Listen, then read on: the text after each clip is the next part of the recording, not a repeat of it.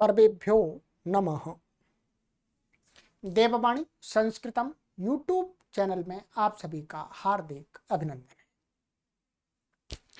मित्रों, नीति शतकम को पढ़ रहे हैं और आज नीति शतकम का हम आपको श्लोक संख्या 72वां पढ़ाएंगे। 71 हमारे हो गए थे गत कक्षा में, अब 72वां श्लोक पढ़ाएंगे। ठीक है, ये है हमारा 72वां श्लोक। ये शिखरणी छंद इसमें प्रयोग हुआ है। ठीक है, सज्जन पद्धति चल रही है तो सज्जन मित्र क्या है, सज्जन व्यक्ति के ही गुण बताए हैं। इसमें भी सज्जन व्यक्ति ऐसा भी होना चाहिए। ठीक है, आइएगा, बहुत अच्छा श्लोक है। कहते हैं भर्तृहरि महाराज, एको देवः केशवो वा शिवो वा एकं मित्रं भूपतिर्वा यतिर्वा एको वासः पत्तने वा वने वा एका नारी सुंदरी वा दरी वा। मुख्य रूप से इसमें मनुष्य जो सज्जन व्यक्ति होता है, श्रेष्ठ व्यक्ति होता है, उसका मन स्थिर होता है, विचलित नहीं होता। आज यहां कल वहां परसों वहां ऐसा नहीं, भागता नहीं है। आज ये प्यारा लग रहा है, कल वो प्यारा लग रहा है, परसों वो प्यारा लग रहा है, ऐसा नहीं है। उस गुण को लेकर के बताया गया है। ये सज्जन मनुष्य का एक स्थिरता भी गुण होता है। ठीक है, तो सज्जन मनुष्य को क्या करना चाहिए बताते हैं कि अन्वय, इसमें अन्वय कर लेते हैं पहले। ठीक है,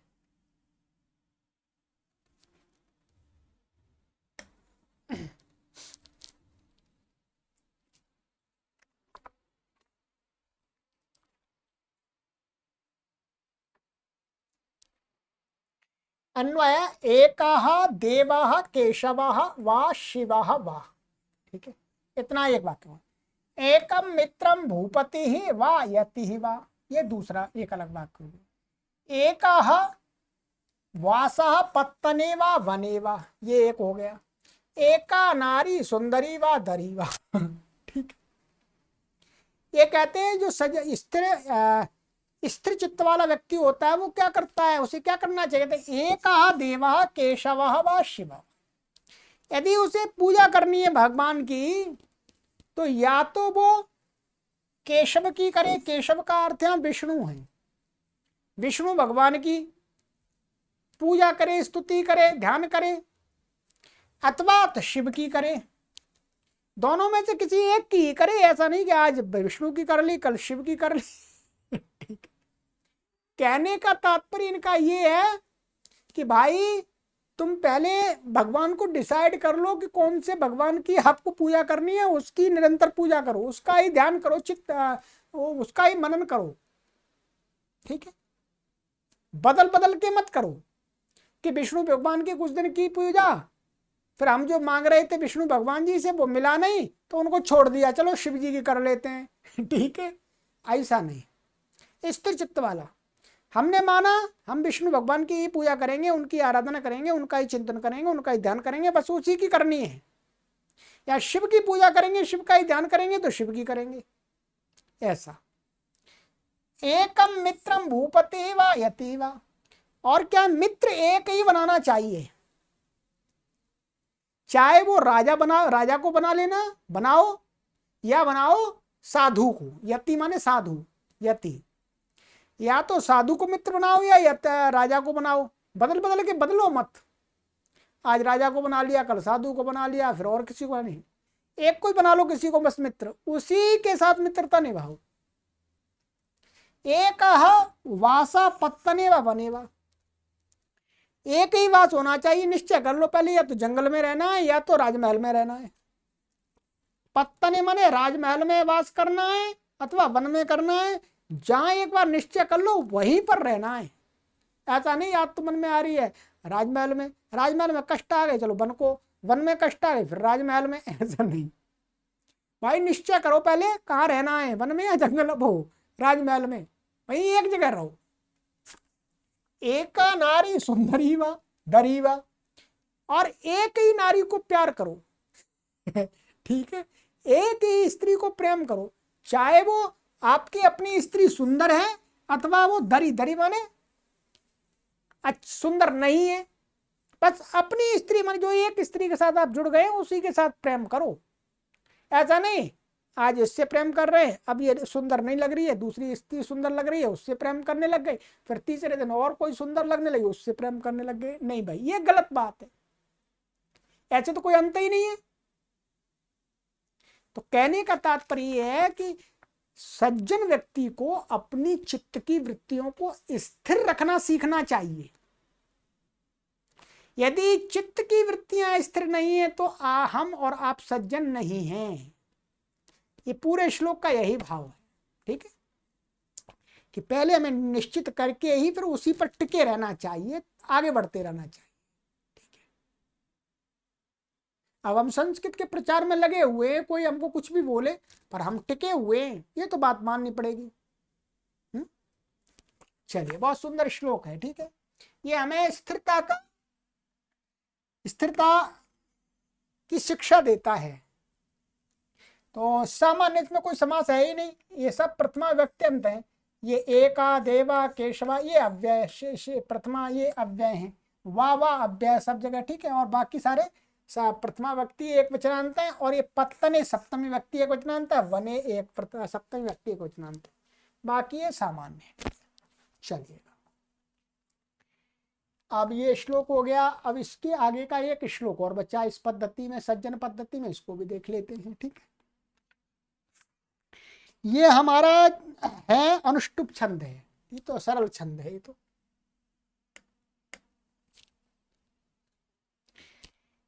इसमें क्या है, धनी और कंजूस, अर्थात धनी होकर के भी कोई व्यक्ति कंजूसी बरतता है तो वो अच्छा नहीं माना जाता। सज्जन व्यक्ति धनी है तो वो कंजूसी नहीं बरतता, उसे कंजूसी नहीं बरतनी चाहिए, कृपणता का व्यवहार नहीं करना चाहिए। इसके लिए मोटिवेट किया जा रहा है, आइएगा, कहते हैं त्वमेव चातकाधारो सीतिकेशां न गोचरः किमं भोदवरास्माकं कार्पण्योक्तिं प्रतीक्षसे। ठीक है, चलिएगा, मेघ महाराज जी से प्रार्थना की जा रही है जी, अन्वय है, इसका अध्ययन कर लिया। अम्भोदवर त्वम एव चातकाधरः असि इति केशां गोचरः न अस्ति। ठीक है, पुनरपि अस्माकं कार्पण्योक्तिं किं प्रतीक्षसे।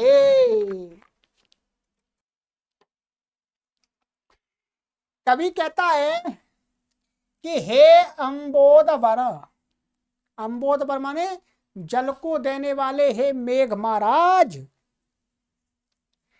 त्वम माने तुम, एव माने ही, चातकाधारः जो चातक पक्षी होता है, चातक पक्षी के आधार माने चातक पक्षी के जीवन हो।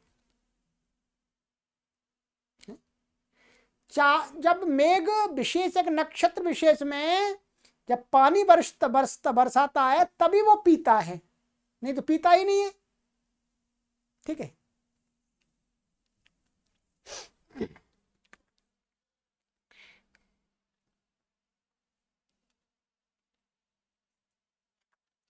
तो कहते हैं अस्सी माने हो, इति माने ये बात, केशम गोचरा नास्ति माने केशम माने किन लोगों को, गोचर माने पता नहीं है।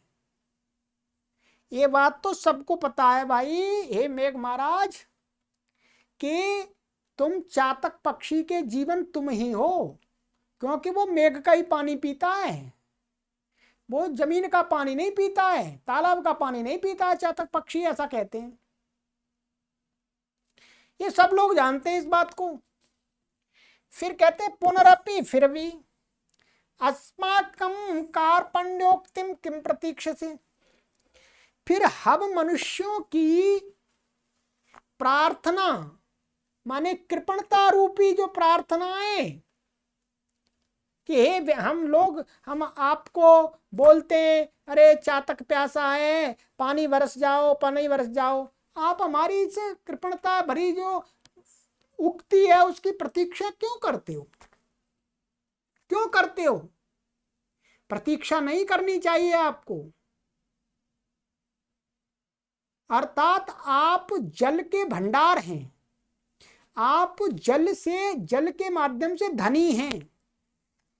तो यदि आप धनी होकर के भी थोड़ा सा जल बरसा नहीं सकते चातक के लिए, जो फिर मनुष्य लोगों की प्रार्थना की प्रतीक्षा यदि करते हो, तो ये आपके लिए अच्छी बात नहीं है।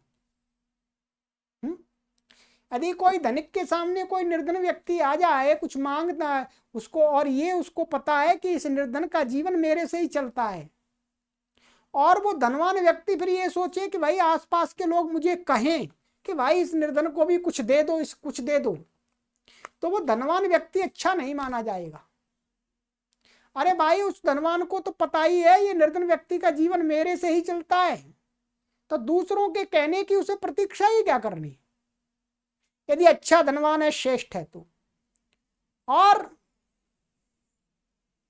ऐसा ही है कृपण है, कंजूस है, दुष्ट है, तो वह दूसरों के लोग प्रतीक्षा करेगा, तो ये अच्छी बात है नहीं, फिर धन का फायदा क्या। तो इस प्रकार से मेघ और चातक को लेकर के कि चातक निर्धन है और मेघ है धनवान, तो मेघ की उदारता क्या है, श्रेष्ठता क्या है कि वो चातक को दूसरों की बिना प्रार्थना के ही जल दे दे, अर्थात बरस जाए। ठीक इसी प्रकार से यदि हमारे पास में धन है और हमारे से कोई जुड़ा हुआ व्यक्ति है जिसको आवश्यकता है, तो हमें स्वयं ही उसको सहयोग कर देना चाहिए, दूसरे लोगों की प्रतीक्षा नहीं करना चाहिए कि दूसरे लोग आकर के हमें कहें, तभी हमारी श्रेष्ठता है। हम प्रतीक्षा करेंगे तो हम श्रेष्ठ नहीं हैं, हमारा धन बेकार है।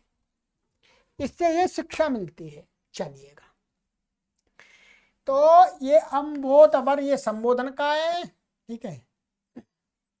त्वम ये प्रथमा व्यक्ति योजनांतम ये अव्यपद चातकाधारः, तो चातकस्य आधार, चातकाधार षष्ठी तत्पुरुष हो गया, असी मध्यम पुरुष एक वचन हो गया लटके, इति अव्यपद केशाम षष्ठी व्यक्ति बहुवचनांत गोचरः, गोचर माने ज्ञात, न माने नहीं, अस्ति पुनरपि अध्यार हो गया है।